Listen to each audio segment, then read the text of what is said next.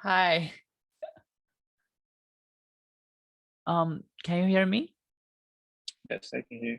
Cool. Welcome, Shenwei. Yeah, it's two of us. Yeah. Actually, yeah. Basically, I did this solo.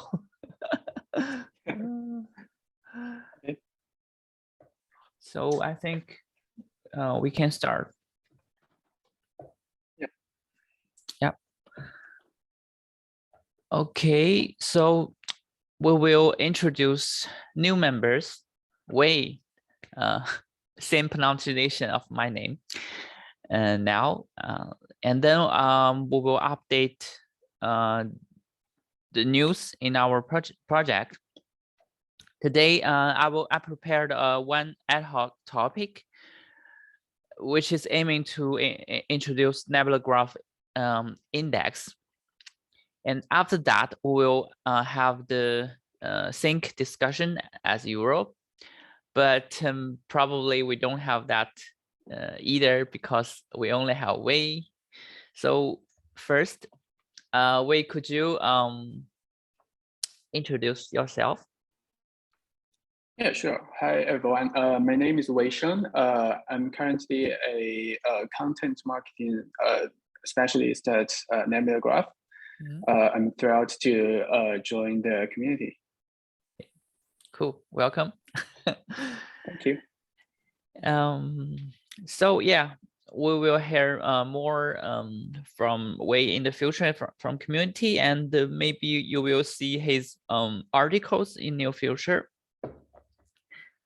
So we will quickly go through our way of working every meetings in the coming months, because a lot of people may join us in the first time.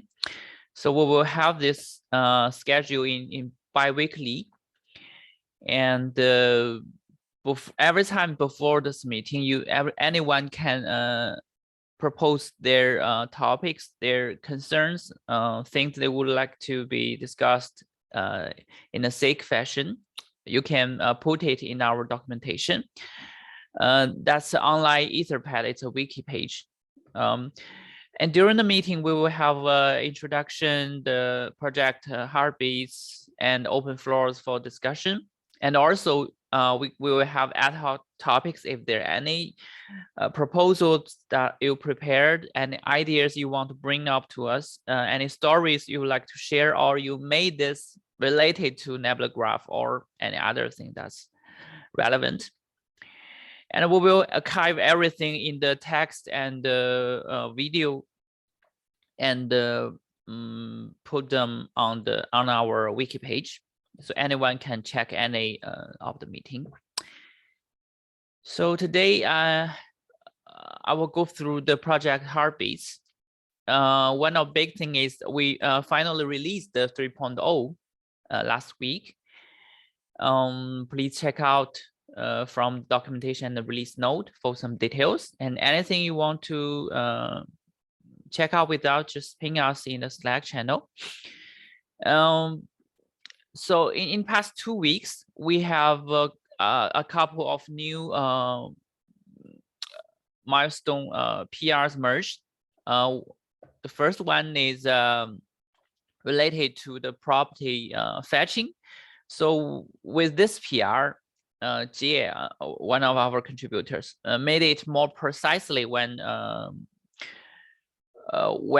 the executor and when the planner is planning to fetch the actual values or properties. So it is more optimized during during the planning phase. Another thing is from Wenhao, that he introduced another flag, another configuration flag named disable page cache, which is to expose the equivalent configuration from the RocksDB.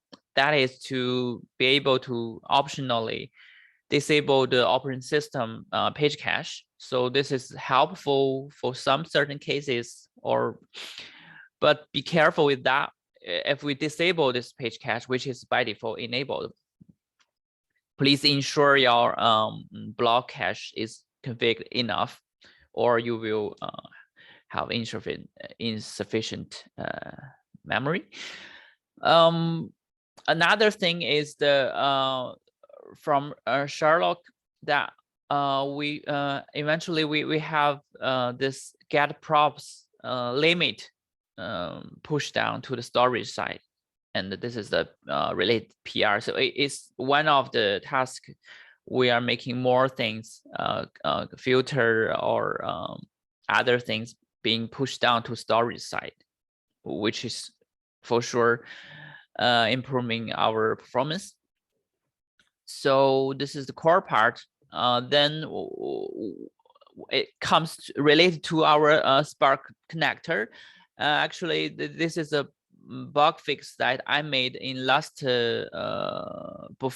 last meeting, and in last 2 weeks, the downstream of the Java client were also lifted, and we made a hot fix release upon this bug fix, which is in Spark connector and algorithm, which is 2.6.2. and in Exchange is 2.6.3. So it just fixed the case that you're running a NebulaGraph on Docker Compose or Kubernetes, where the endpoint exposed out is a domain name rather than the IP address. So that is supported with only with this version afterwards. Another big thing is we have moved a couple of our SDK projects from the original authors to our GitHub organization, which is Nebula-Contrib.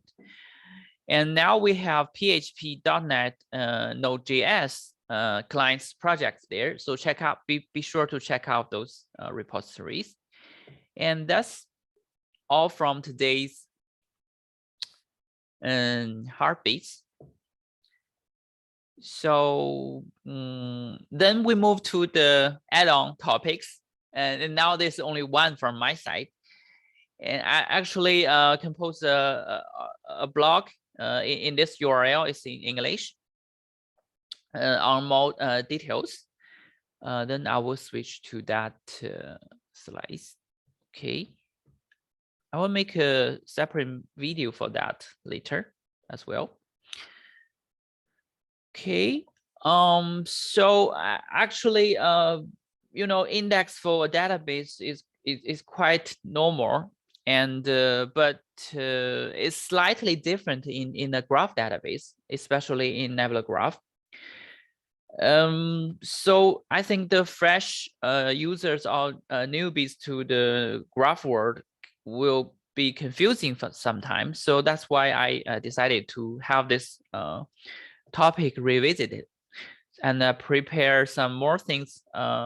Previously, I write a sketch I will share later, but now I put more things on this topic now. So I will explain from why and what NebulaGraph index is. So this is the so I will review on where the index will be used in a query. So in one word is only the NebulaGraph index will only be used during the scenario that we want to get data, which is the vertex or edge, from property conditions. So this is the one word explanation. When it comes to a query, it's something like this. Like we are doing lookup on tag 1 with the condition on property of column 1 and column 2 on this tag. And that's all the information we have to fetch the related data from, or here we want to fetch all the vertex on this tag with these conditions. So this is a typical minor case that where the NebulaGraph index is. So actually, if we look into this query, it's actually quite similar to when we do in the RDBMS, when we are doing select star or select something from a table where specific column have some conditions. And but we have the experience or knowledge to knowing that this is by default the basic function of a tabular RDBMS system. So we don't need to create create any index to enable that query. Actually, this is because by design,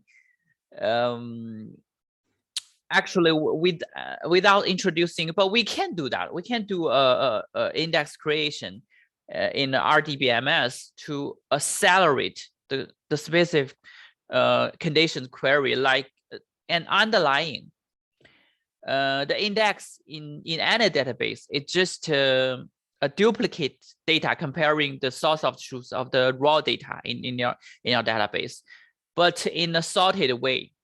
Basically, you can create a index for the table, like maybe it's also called tag 1. You want to create an index that's sorting both column 1 and column 2, and that the database will create a duplicate replica or another data sorted based on the indexed fields. And that is helping when you are doing the reading thing, it will accelerate for you, right? But if you don't create that, you can still do the query. But the things in NebulaGraph or graph database is different, because the data, the source of truth data, the raw data in a graph database was saved or persistent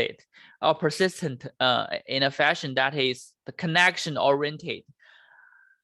So when you are doing the typical graph query, like you are walking from one node in multi-hoop, that will be hard or expensive in the tabular database, but when it comes to a graph database, that is super cheap.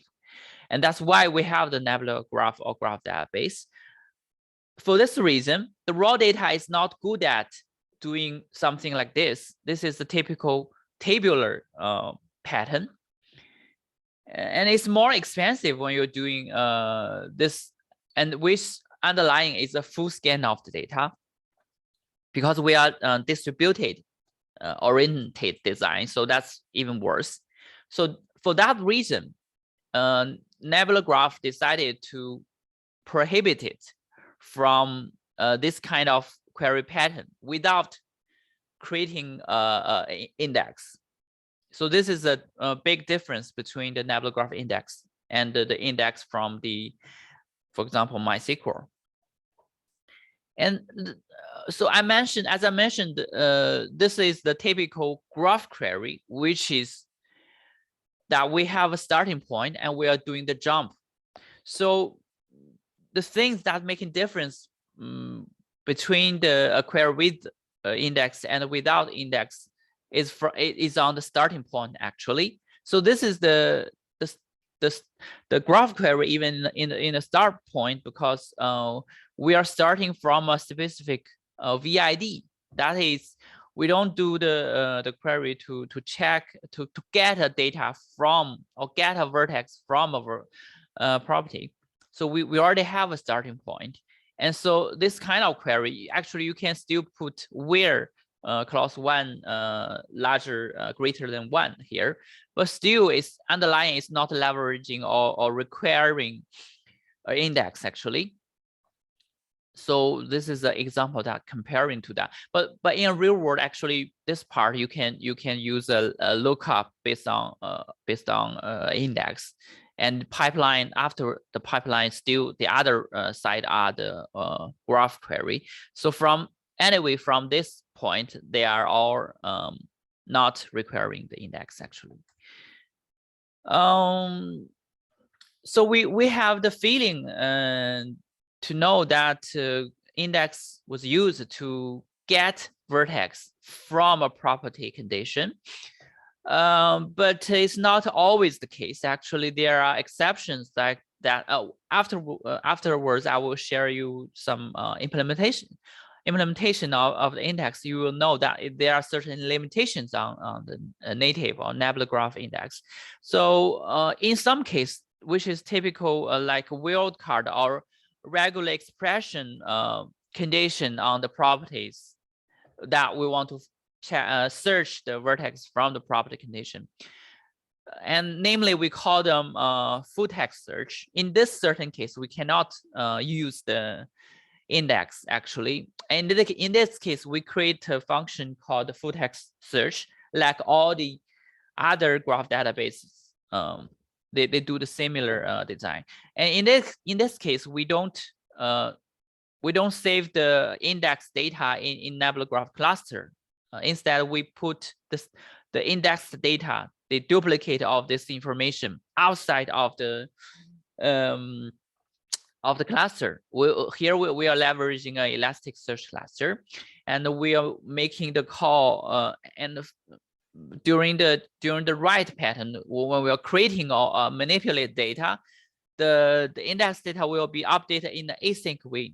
There will be a rough listener to do that, and that's. But we're not focusing on this topic. We will have the topic related to this function in the future. So that's all of the what and why. So what to NebulaGraph index is a data that indexing the property data to help us to get the vertex or edge from the property. And why is because why we need it, because we that's the way in other database we want to search on the filtering on the conditions fast. So we need a sorted data.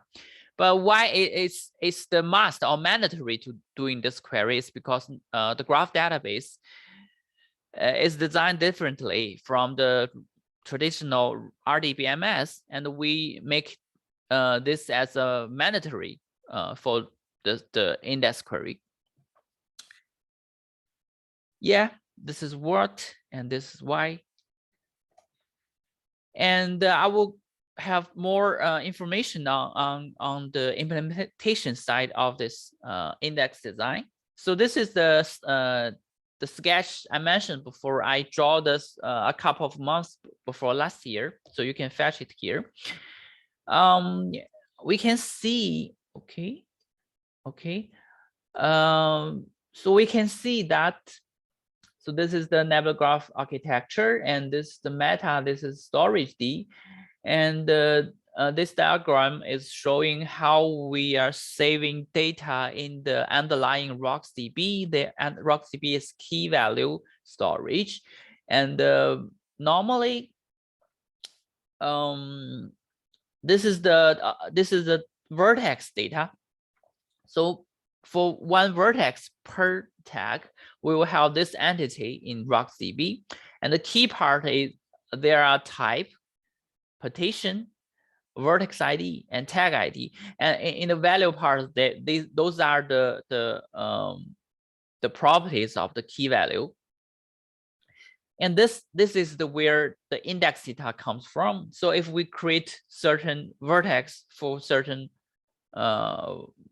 certain index for certain tag, and there will be actual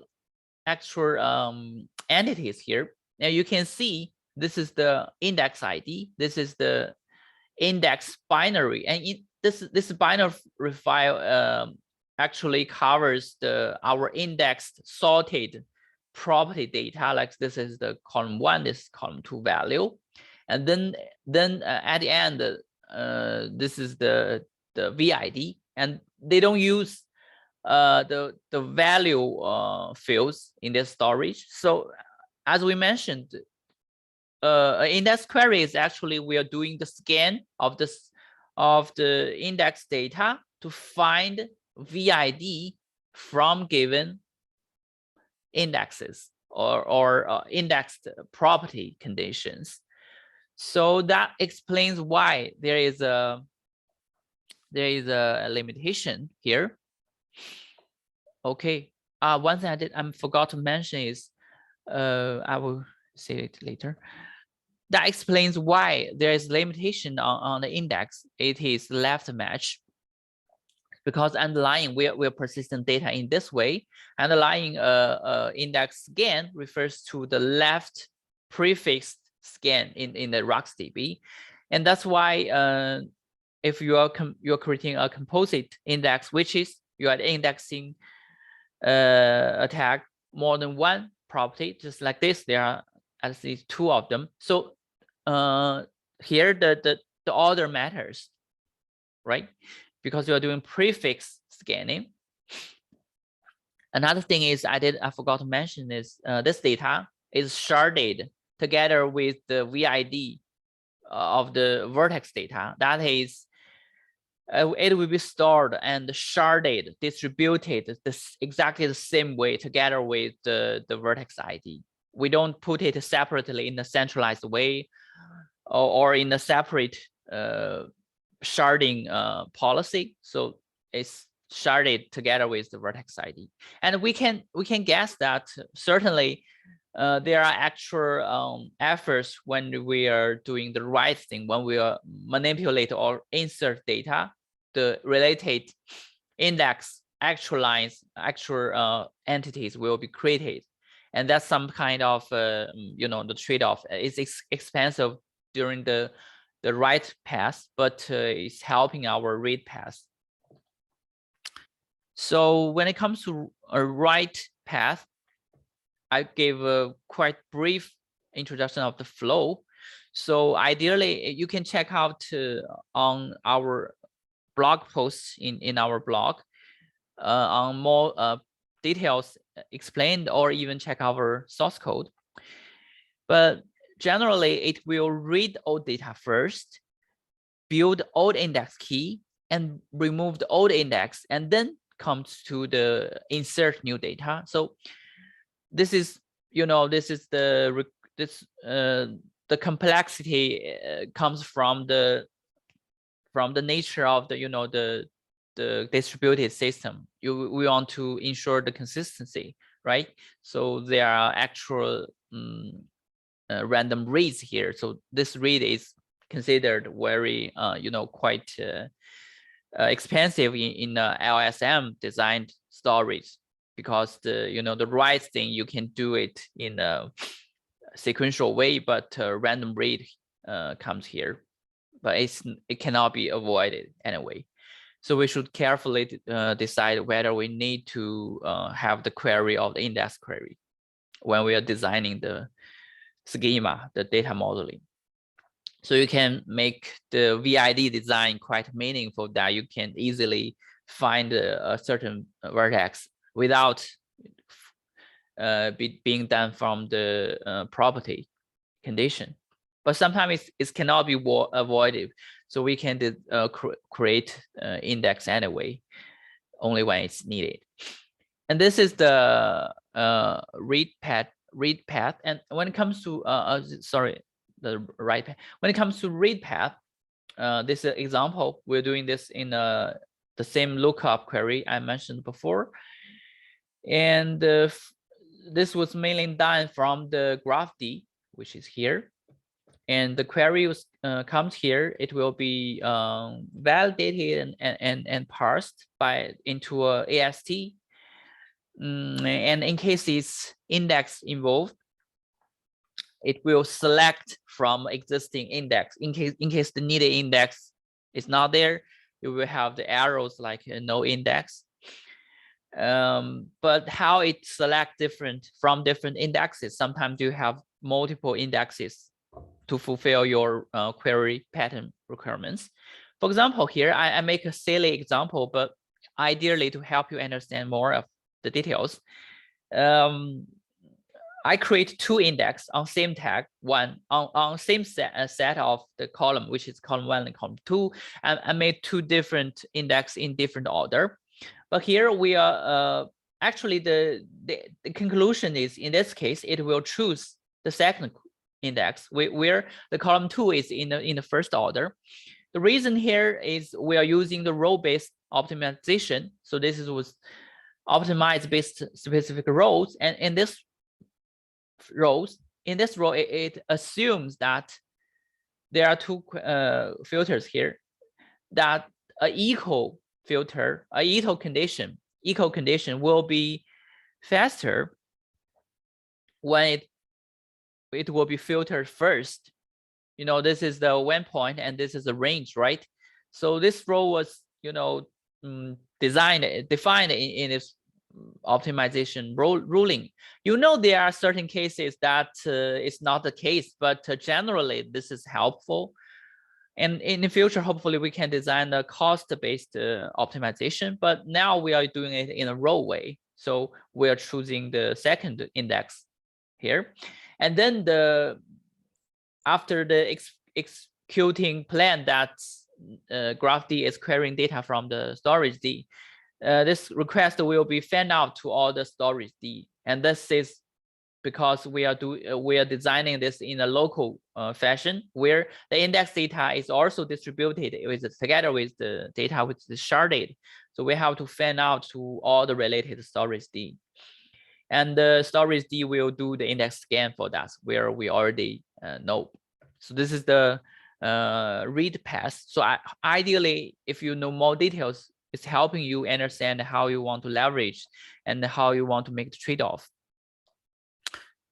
For example, like when we're doing lookup, the top end and the limit filters here will be pushed down to the storage D. So the data transformed will be much smaller. And we are making more things on pushing down here. So one thing to mention is that from the 3.0, we now support this kind of data without leveraging the index. So which is the different way, as I mentioned before. But there is one limitation that you have to put a limit here, because the limit filter now can be pushed down to the storage side. And that's why we love it. We don't prohibit this pattern of query without index. So with the limit being pushed down, so we don't need to do the full scan. So it's not that expensive as before. So this is a new pattern we support underlying without introducing the index.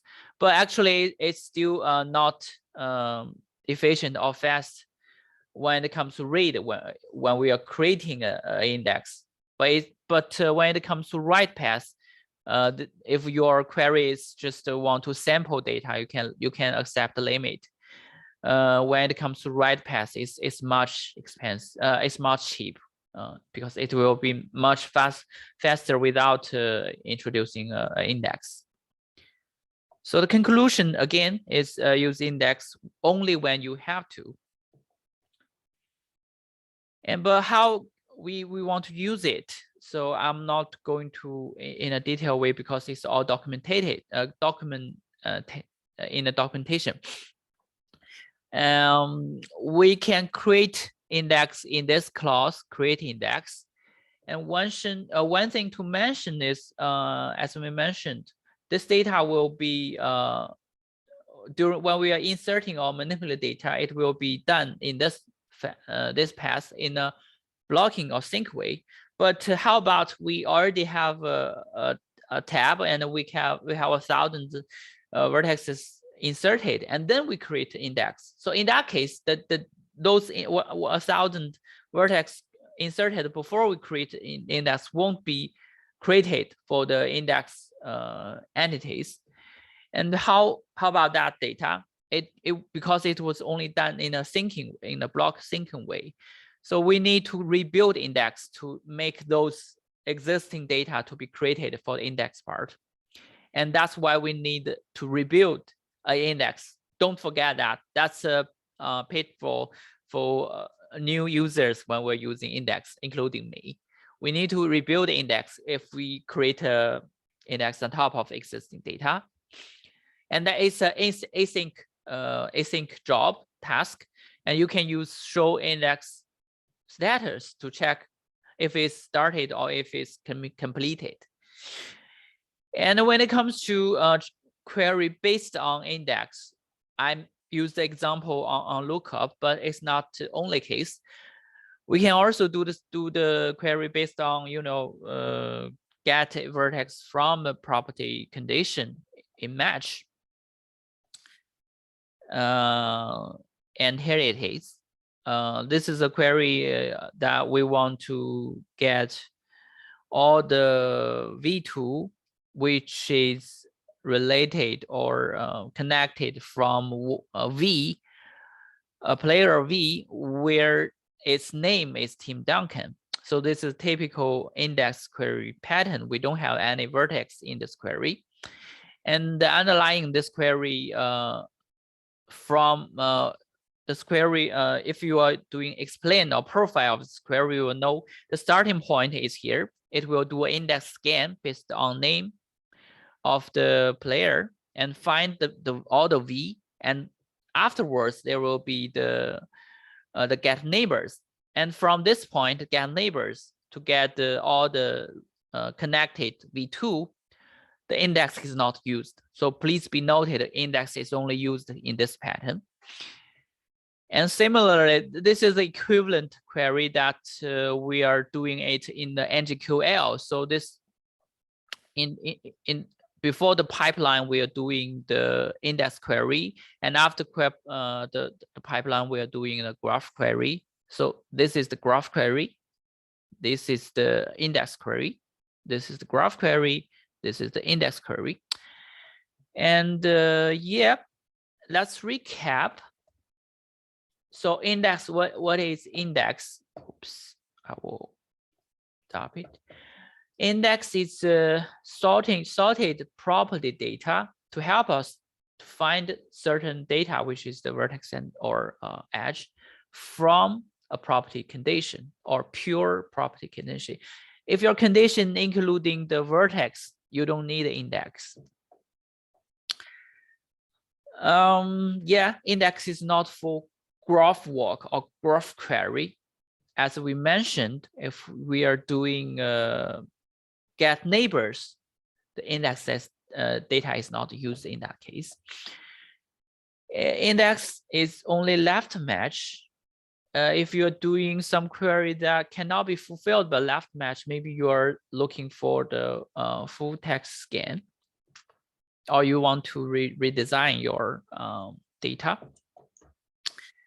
And we should use it carefully, and there are certain costs which is not cheap when we are writing to data if an index is involved. And don't forget to rebuild if you create an index on existing data. Oops, I think that's the end of this topic. I hope I didn't use too much time. Okay. Okay, it's almost. Next time I will be faster, hopefully. So, any questions? Wait.